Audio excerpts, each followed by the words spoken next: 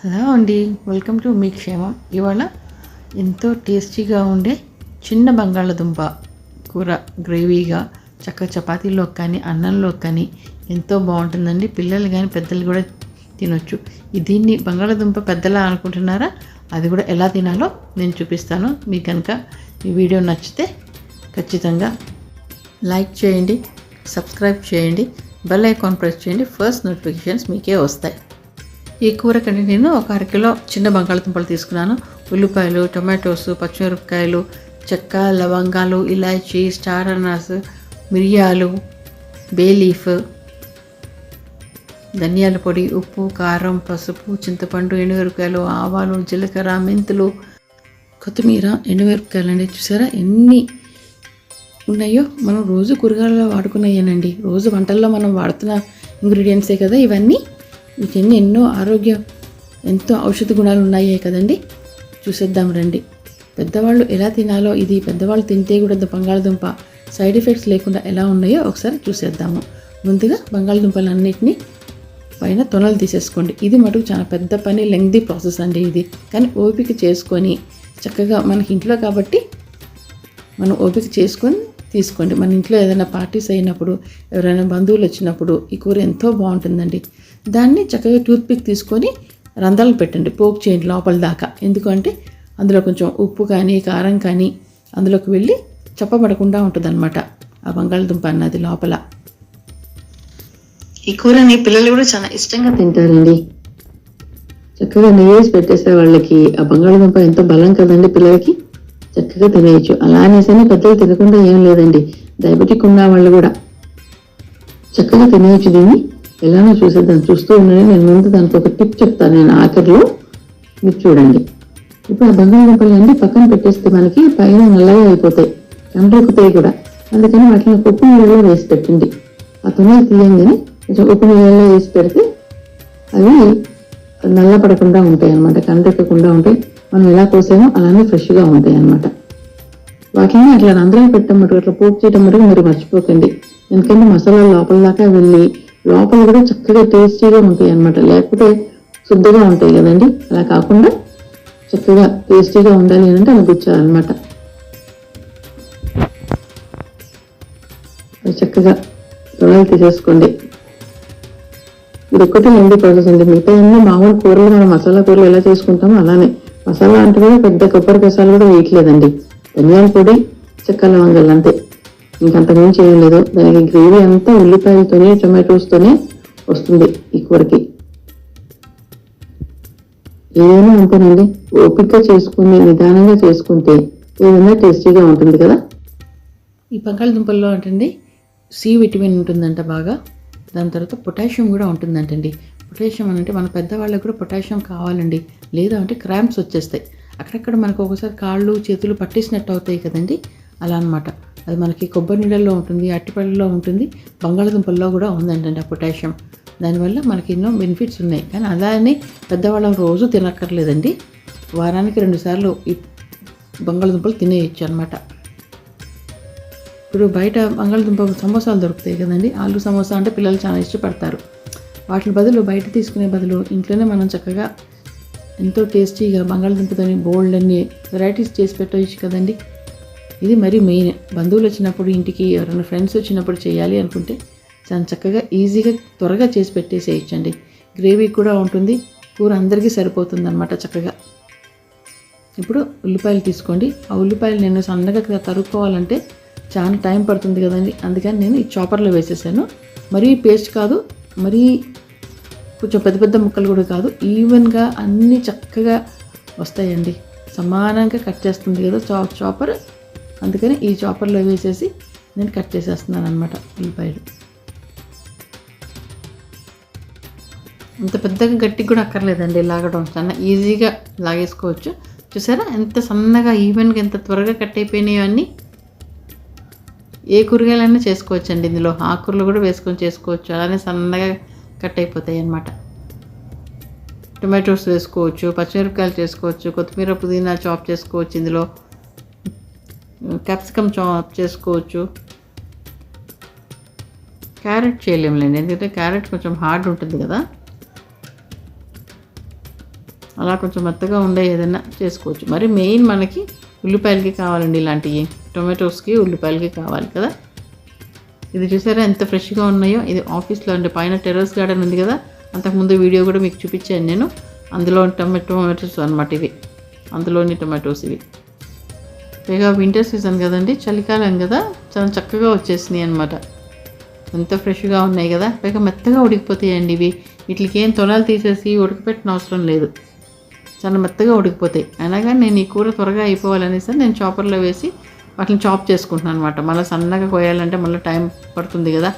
అక్కడికి బంగాళదుంప తొనాలు తీసేసరికి బోల్ టైం పట్టింది. మళ్ళీ వీటికి టైం వేస్ట్ చేయడం ఇష్టం లేక నేను ఈ చాపర్లో వేసి కట్ చేసేసాను అనమాట. అంతేండి, చూసారా ఎంత ఈవెన్గా చక్కగా అయిపోయిందో. ఆ బ్లేడ్ జాగ్రత్త అండి, చాలా షార్ప్గా ఉంటుంది, చాలా జాగ్రత్తగా వాడుకోవాలి ఇది, ఈ చాపర్ మనం వాడుకునేటప్పుడు. అది ఎంత చక్కగా. ఇప్పుడు గ్రేవీకి ఇవేనండి, ఇంకా ఇంతకు మించి ఏమీ వాడట్లేదు. ఈ టొమాటోస్ ఏదైతే ఉన్నాయో అవి, ఆ ఉల్లిపాయలు, ఇంకంతే. ఈ 2 గ్రేవీకి ఇంకంతే. ఇప్పుడు ఒక ప్యాన్లో మనం గరం మసాలా ఏదైతే ఉందో, చెక్క, లవంగాలు, బే లీఫ్, మిరియాలు, ఇలాచీ, గ్రీన్ ఇలాచీ, బ్లాక్ ఇలాచీ దొరుకుతుంది. అది కొంచెం ఘాటుగా ఉంటుంది. గ్రీన్ ఇలాచీనేమో కొంచెం స్వీట్గా ఉంటుంది కాబట్టి మనం దాన్ని స్వీట్స్లో వేసుకుంటాము. బ్లాక్ ఇలాచీ ఉంటుంది, కొంచెం పెద్ద ఇలాచీ అనమాట. అది చూపిస్తాను చూడండి, అది కూడా అది ఉండవి. అది కొంచెం ఘాటుగా ఉంటుంది. అది మిరియాలు వేసేసి చక్కగా వేయించేసేయండి, కొంచెం వేడిగా వేయించేసిన తర్వాత దాన్ని గ్రైండర్లో వేసేసి చక్కగా పౌడర్ చేసేసుకొని పెట్టుకోండి. వీటిని వేయిస్తూనే ఎంత చక్కని స్మెల్ వస్తుందో వీటిని కదా. ఇవన్నీ వేస్తున్నాం కాబట్టి అండి కొంచెం కారం తక్కువే వేసుకోవాలి ఇందులో. బంగాళదుంప కదా, లేకపోతే అన్నీ ఎక్కువే పడతాయండి, లేకపోతే చప్పబడిపోతుంది కూర త్వరగా. తర్వాత బాండీలో నూనె వేసుకోండి. ఒక 3 టేబుల్ స్పూన్ వేసాను నేను నూనె, ఎందుకంటే బంగాళదుంపలు కూడా ఎక్కువ ఉన్నాయి కదండి, 1/2 కిలో ఉన్నాయి, అందుకని. ఆవాలు వేయండి, అవి చిటపట్లు ఆడిన తర్వాత జీలకర్ర వేయండి. జీలకర్ర కొంచెం ఎక్కువే వేసాను నేను, జీలకర్ర కొంచెం ఎక్కువే వాడతానండి అన్నిట్లోనూ. మెంతులు, ఆ జీలకర్ర తర్వాత ఎండుమిరపకాయలు వేయండి. ఆ జీలకర్ర మటుకు బ్రౌన్గా అవ్వాలి, కొంచెం ఆ కలర్ చేంజ్ అయిన దాకా వేయిస్తేనండి ఆ ఫ్లేవర్ చాలా బాగుంటుంది, ఆ అరోమా భలే ఉంటుంది. అందుకే కొంచెం డార్క్ బ్రౌన్ అయిన దాకా ఉంచేయండి వాటిని, అలా వేయించేసేయండి. ఇంకా తాలింపు దినుసులు ఇవేనండి, ఇంతకంటే ఏమీ వేయట్లేదు అందులో. శనగపప్పు, మినపప్పులు కూడా వేయను నేను, ఎందుకంటే నాకు ఎందుకో అవి వేయాలంటే నాకు ఇష్టం ఉండదు. వేయించేసుకొని ఇప్పుడు మనం తరుగు పెట్టుకున్నాను ఏదైతే ఉల్లిపాయలు ఉన్నాయో అవి వేసేయండి. కరివేపాకు ఎంతన్నా వేసుకోవచ్చండి, అసలు ఆ ఫ్లేవరే వేరు కదా. కరివేపాకు వేకుదే ఉల్లిపాయలు వేసేసుకోండి. చూసారా, ఒక బౌల్ ఫుల్ వేసాను నేను ఉల్లిపాయలు, దాంతోనే గ్రేవీ వస్తుంది. ఆ ఉల్లిపాయలు కూడా చక్కగా హై ఫ్లేమ్లో పెట్టేసి వేయించేసేయండి. కొంచెం అది బ్రౌన్ కలర్లో రావాలి, అక్కడ దాకా వేయించాలి. కొంచెం టైం పడుతుంది ఇది కూడా. ఈ కూరనండి ఒక 1/2 అవర్ to 45 minutes పడుతుంది టైం. అందుకే ఏదైనా హాలిడేస్లో చేసుకోవాల్సిన డిష్ అండి ఇది, కానీ ఎంతో టేస్టీగా ఉంది. అంత టైం తీసుకున్నందుకు బాగుంది. ఉప్పు వేద్దాం కొంచెం, ఎందుకంటే ఉల్లిపాయలు త్వరగా వేగిపోతాయి కదా త్వరగా, ఉప్పు వేస్తే అందుకని.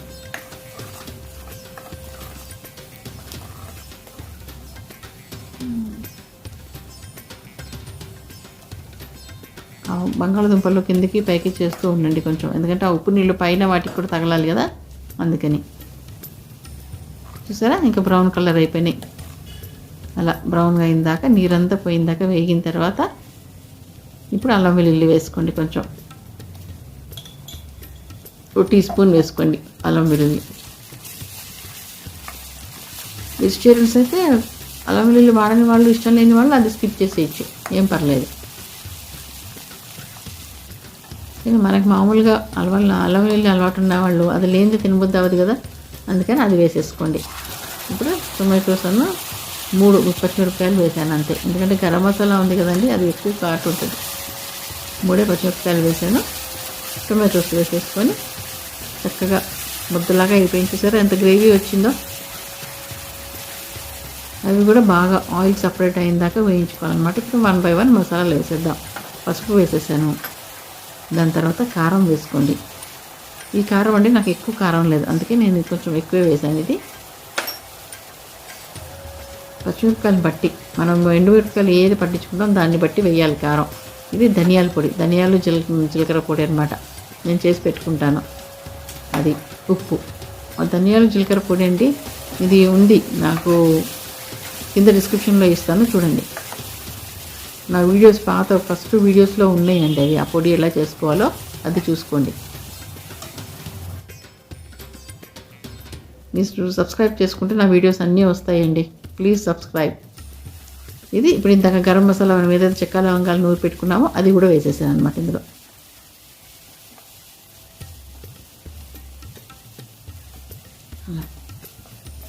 వేసేసి చక్కగా ఆ మసాలాలన్నీ ఆయిల్ సపరేట్ అయిన దాకా వేయించేయండి. వేయించేసి మరీ ఎక్కువసేపు కూడా వేయించకండి, అడుగంటిన దాకా కూడా వేయించకూడదు, ఎందుకంటే మాడిపోతుంది మళ్ళీ. అలా తిప్పేసి చూసారు ఎంత దగ్గరికి అయిపోయిందో. అందులో ఉన్న టమాటోస్లో ఉన్నది, ఉల్లిపాయల్లో ఉన్నది నీరన్నీ పోయింది కదా. ఇంక ఇప్పుడు కొంచెం పెరుగు వేసుకుందాం. పెరుగు కూడానండి చక్కగా సాఫ్ట్గా చేయాలి, అలా గడలుగా ఉన్నప్పుడు చేయకూడదు, సాఫ్ట్గా చేసుకొని వేసుకోండి. పెరుగు ఒక 2 టేబుల్ స్పూన్స్ వేసాను నేను. వేసేసి అందులోనే కొంచెం నీళ్లు తిప్పేసి వేయండి. క్రీమీ టెక్స్చర్ రావడానికి వేసాను పెరుగు అనమాట, కొంచెం ఆ ఘాటు తగ్గడానికి. గ్రేవీ కూడా కావాలి కదా మనకి. ఇప్పుడు చక్కగా కలిపేసుకొని కొంచెంసేపు వేయించండి. పెరుగు కదా పచ్చివాసన పోవాలి పెరుగు కూడా.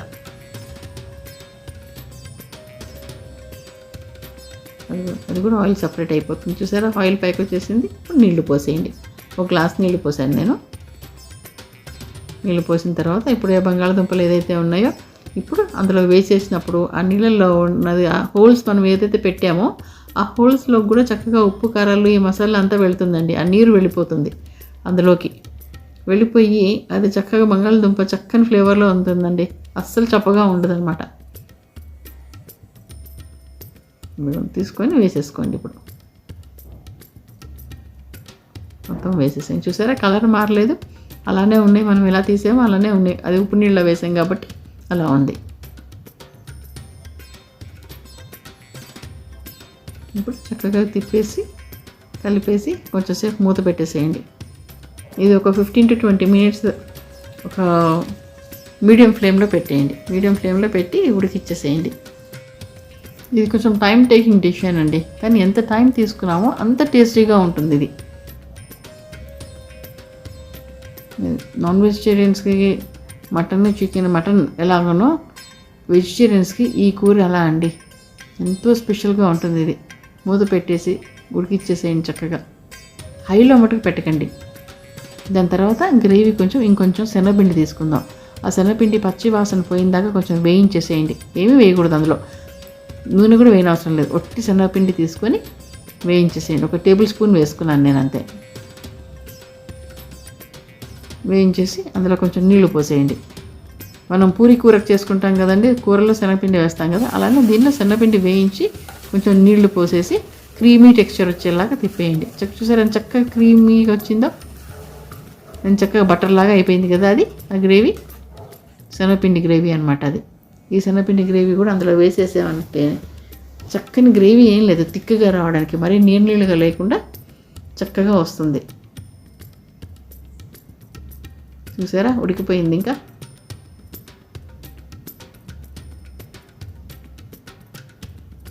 అంత చక్కగా ఉడికిపోయి గ్రేవీ కూడా థిక్గా వచ్చింది. ఇప్పుడు ఇంకొంచెం శనగపిండి గ్రేవీ కూడా వేసేద్దాం. ఆ శనగపిండి నీళ్ళు వేసేస్తే ఇంకా క్రీమీ టెక్స్చర్తో బాగుంటుందన్నమాట. దాని తర్వాత మనం మెంతాకు ఎందుకు వేసానంటే, డయాబెటిక్ ఉన్న వాళ్ళు బంగాళదుంప తినలేరు కదా, వాళ్ళమ్మో స్వీట్గా ఉంటుంది, మనకి షుగర్ లెవెల్స్ పెరుగుతాయి అని అంటారు. దానికి విరుగుడుగా మెంతాకు వేసానమాట. ఈ కూర అండి డయాబెటీస్ ఉన్న వాళ్ళు కూడా తినొచ్చు అనమాట. దానికి తగ్గట్టు మెంతాకు కొంచెం ఎక్కువ వేసుకోవాలి. అంతేనా, బంగాళదుంప మెంతాకు మంచి కాంబినేషన్ కదండి. అలానే చింతపండు పులుసు 1 టేబుల్ స్పూన్, ఎందుకంటే అది ఆ ఘాటుని కొంచెం బ్యాలెన్స్ చేయడానికి అనేసి చింతపండు పులుసు కొంచెం వేసాను అనమాట. కొంచెం 1 టేబుల్ స్పూన్ అంతే. అన్ని రుచులు ఉంటాయండి ఇందులో. కొంచెం చేదు, ఒగరు, కొంచెం పులుపు, కొంచెం కారము, కొంచెం ఘాటు అన్నీ కలిపి ఎంతో టేస్టీగా ఉంటుంది. అన్నీ బ్లెండ్ అయిపోయినాయి చూసారా. ఇంకా అంతేనండి, అయిపోయింది ఇంకా కూర. చూసారా ఎంత చక్కని గ్రేవీతో వచ్చిందో. అంతేనండి, ఇంకా కొంచెం బటర్ వేసుకొని సర్వ్ చేసేసుకోండి. పిల్లలకైతే బటర్ వేయండి, పెద్దవాళ్ళు అయితే అలానే తినేసేయచ్చండి. మనం ఇష్టమున్న వాళ్ళు కొంచెం నిమ్మకాయ పెట్టుకొని తినండి చపాతీలోకి, ఎంతో బాగుంటుంది. అన్నంలో కూడా బాగుంటుంది. చూసారా, కొంచెం బటర్ వేసి చేసేసేయండి. మీకు కనుక ఈ వీడియో నచ్చితే లైక్ చేయండి, షేర్ చేయండి, సబ్స్క్రైబ్ చేయండి. చేసుకొని తినేసి మంచి కామెంట్ పెట్టేసేయండి.